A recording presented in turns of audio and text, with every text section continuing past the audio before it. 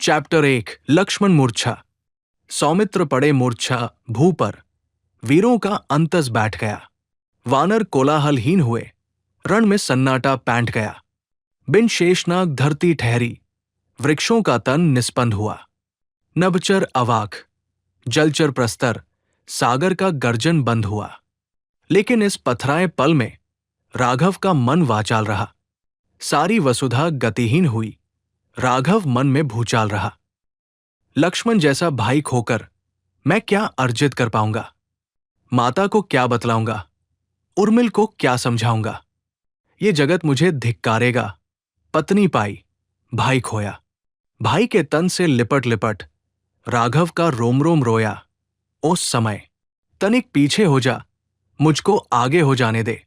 लक्ष्मण का जीवन लौटा दे, मेरा जीवन खो जाने दे। रघुकुल का सूरज डूब रहा, आशा का इंदु नहीं निकला। कुछ अहित करेगा इंद्रजीत। मेरा संदेश सही निकला। निज भाग्य पीठ बिलखे राघव, सारा यश चकनाचूर हुआ। जिसने सबके संकट काटे, वो किंकर्तव्य विमूढ़ हुआ। बस तभी अचानक बिजली सम, मन में कौंधा विधि का विधान। जिस घर से आया है संकट, उसमें ही खोजो समाधान। व्याकुल अंतर्मन शांत हुआ, अनुभव की बांझ गया पोथी। सुग्रीव न रहा सुझाता तो बाली पर विजय नहीं होती। अंधियारे का आसन डोला, उग गया आस का अंशुमान। श्रीराम विभीषण से बोले, हे मित्र, सुझाओ कुछ निदान। इस पल में मैं हूं व्यथाग्रस्त, भाई पर संकट बना है। तुम हो विवेक से युक्त मित्र, तुम ही खोजो कोई उपाय। राघव की पीड़ा देखी तो ये किया विभीषण से विचार। अपनी निष्ठा दिखलाने का अवसर कब मिलता बार बार। रावण की लंका ने मेरा पल पल केवल अपमान किया। इस मर्यादा पुरुषोत्तम ने अरि भ्राता को सम्मान दिया। मैं यहां नहीं टिक पाया तो मेरा जग में कुछ ठौर नहीं। लक्ष्मण के प्राण बचा लूं बस, फिर कठिन परीक्षा और नहीं। इस उहापों में जाने कब, मुख से कह बैठे समाधान।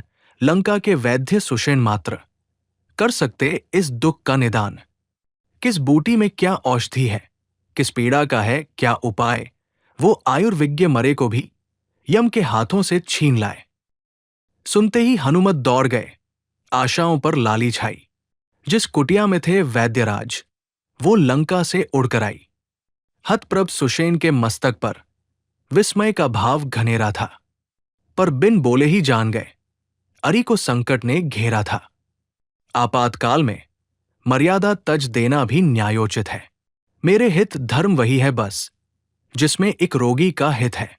ये शत्रुभाव, ये कूटनीति, इन सब से मेरा क्या पड़ता। नाड़ी से परिचय करता हूं, कुल जाति नहीं पूछा करता।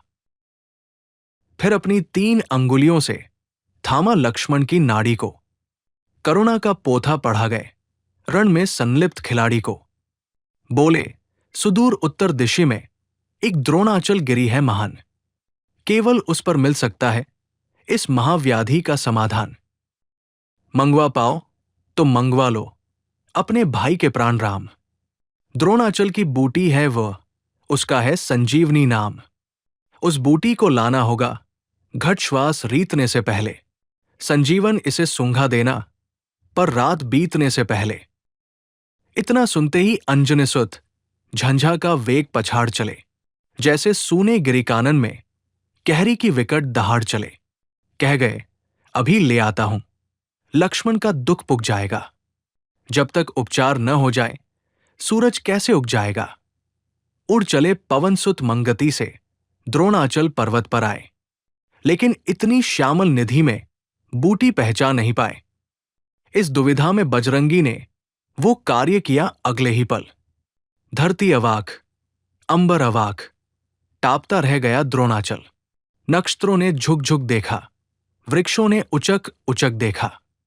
प्रणशक्ति बदलती है कैसे, पौरुष से विधिना का लेखा।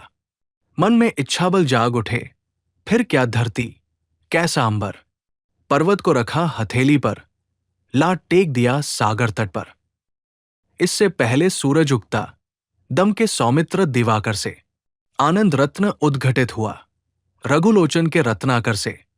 सूरज ने आंखें खोली तो रह गई खुली की खुली आज। ठिठका रह गया अर्क नभ में, भूला गति का निज कामकाज। जैसा उसने कल छोड़ा था, उससे परिदृश्य विभिन्न मिला।